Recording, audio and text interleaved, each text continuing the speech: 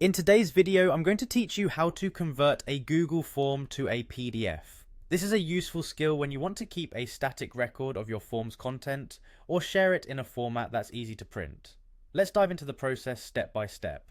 First, you need to navigate to Google Drive. This is where all your Google Forms are stored along with other Google files. Open your favorite web browser and in the address bar type in drive.google.com. Once the page loads, you'll see all your files neatly organized.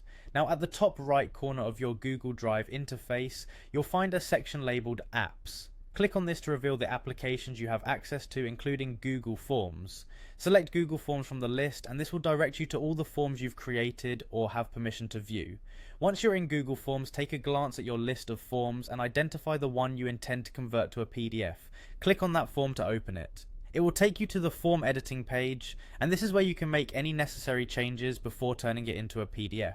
With your form open, look towards the upper right corner of your screen. You'll notice three little dots arranged vertically. This is the More option menu. Click on those dots to access a drop-down menu. There you will see an option that says Print. Go ahead and click on Print. This action will open a print dialog within your web browser. From here you have the traditional printing options. However, instead of sending your document to a printer, you want to create a PDF.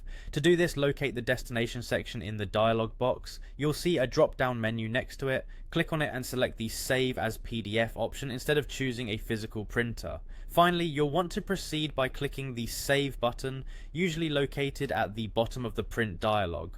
This action prompts a dialog box asking where you'd like to save the PDF file on your computer or any other connected storage solutions. Choose the desired location and save the file. That's it.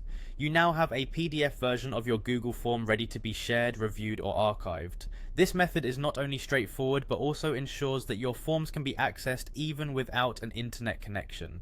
Thanks for tuning in and make sure to explore more on how to manage your digital files effectively. Until next time, happy converting.